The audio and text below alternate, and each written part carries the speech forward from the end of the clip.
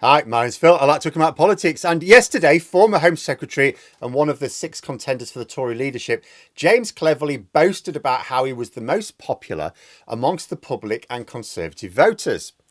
Good for him.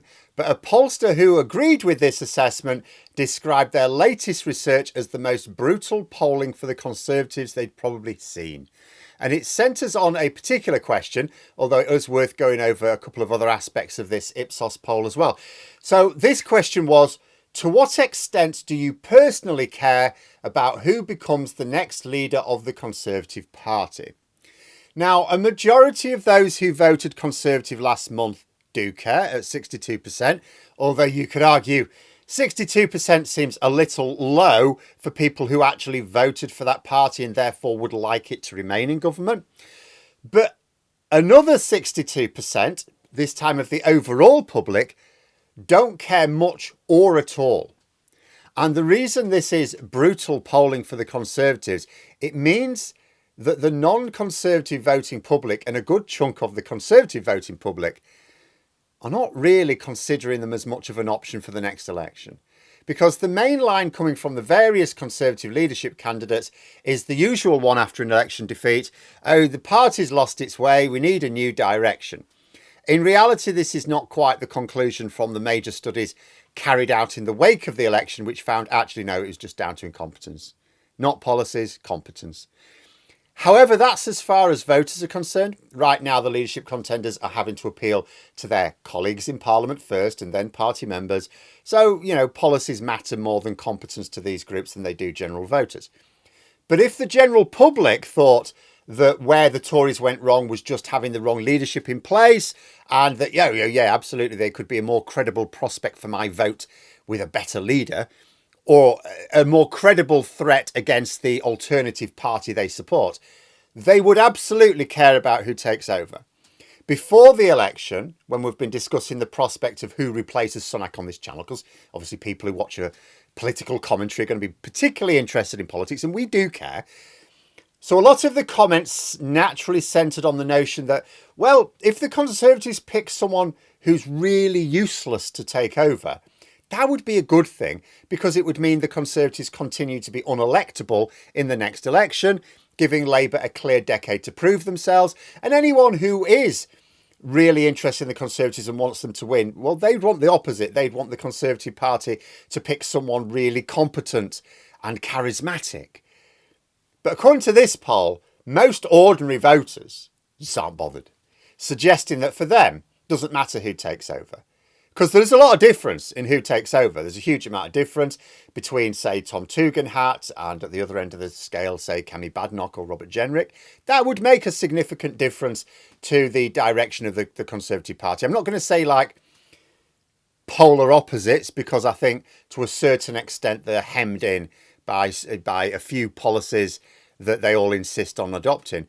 But there would be a significant difference in the party, the direction the party takes, depending on who it elects as leader. But most of the public would just say, yeah, we don't care. They don't believe anyone's going to turn the party into a direction that would make them win the election, is what they're saying. Curiously, Lib Dem voters seem to care the least. I say curiously because the Lib Dems are almost exclusively up against the Conservatives in pretty much every seat they tend to target. Could be argued the Green Party are now a serious challenger in some seats they might want to target next time. But during this election, and for ones going back decades, the Lib Dems have effectively only needed to challenge the Tories to win seats. Like there's one in Sheffield that they often spar with Labour over, and that sometimes flips between the two. That's pretty much it. So if over 2/3 of those voters, who will certainly have voted Conservative in the past at some point themselves, if they don't care about the contest, it is a sign of not being worried about the challenge from the Tories next time, as well as potentially an indication that they're not planning on thinking of the Conservatives as a prospect for their vote at the next election. And that should worry the Tories because whoever takes over from Sunak, obviously they've got to work on the general reputation of the party. But where electoral strategy is concerned, you have to focus on specific seats. They need to be able to specifically target both Labour and the Lib Dems, because if the Conservatives look at where their target seats are for the next election, some will have been won by Labour in this election and some of them by the Lib Dems. You know, now they'll clearly be more comfortable challenging Labour on policies. But they also know that Labour are in the position to deliver or not in government. Just as voters abandoned the Tories because they didn't deliver, well, they will stick with Labour if they do. It's essentially in Labour's hands.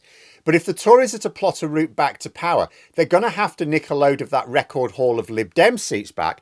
The Lib Dems are not in power, so the Lib Dems' main offer to the public really is we can be a credible opposition and we can try and steer the government along slightly better lines.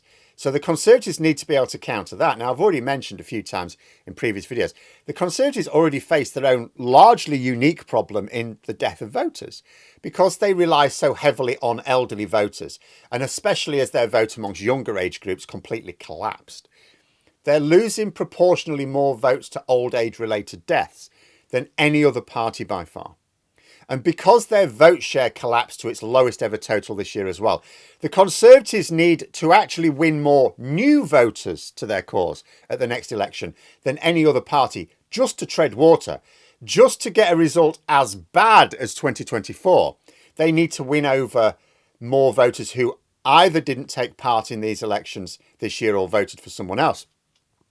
But the Tories don't want to tread water. They want to mount a serious challenge for government in time for 2028 or 2029, whenever the next election is. And they're already up against it. A shattered reputation, no further opportunities to prove themselves because they're not in government. Like they've got one Metro mayor, that's it. Losing more voters to death than anyone else. And with polling which suggests that most voters don't even care who takes over from Sunak, suggests they're just not interested in what the party has to say under any leadership. Reminds me of the Oscar Wilde quote, there's only one thing in life worse than being talked about, and that's not being talked about. So congratulations, James Cleverly. You're the most popular leadership contender for a party that most of the public don't care about. Although just to put a further downer on the Shadow Home Secretary's boasting, in this Ipsos poll, it also asked people what they thought of various leadership contenders in terms of their leadership qualities. They put in two made-up leadership contenders. One of them got half as many people saying they'd make a good leader as Cleverly. So James Cleverly is considered a good leader by only twice as many people in the public as someone who doesn't even exist.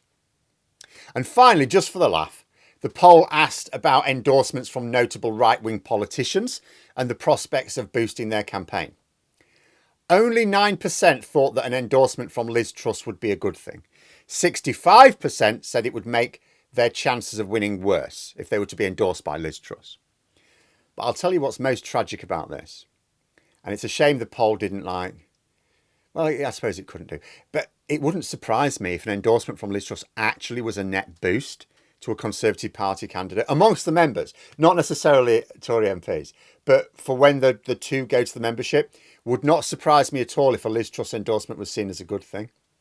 Because one of the biggest problems the Conservatives really face is the usual disconnect between party members and their perceptions on things and ordinary voters. And a lot of the party faithful seem to still have a lot of respect for Liz Truss, either believing she was just unlucky or betrayed when excusing the damage she did.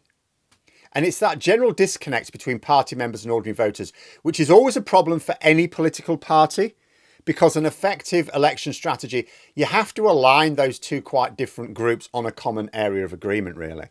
It's quite tricky. And I'm not seeing what the next Tory leader aligns them on over the next few years, much less see any of the contenders as being competent enough to manage it if they did identify something. So we have a poll from Ipsos showing that people basically don't care who leads the Conservative Party right now. A YouGov poll showing almost half expect a large Labour majority at the next election as well. And the Conservative Party not even sure what sort of party it should be. And that question will not go away with the appointment of the new leader in November, because right now it just feels we've got 6 Tory MPs who are trying to be elected as the leader that gets their arse handed to them at the next election, or if they pick really badly, by their own party halfway through the Parliament. But there we are. Those are my thoughts. If you enjoyed the video, please subscribe for further content and click the like button. You can also sign up for memberships if you'd like to support the channel further. Thanks for watching, and until next time, I'll see you later.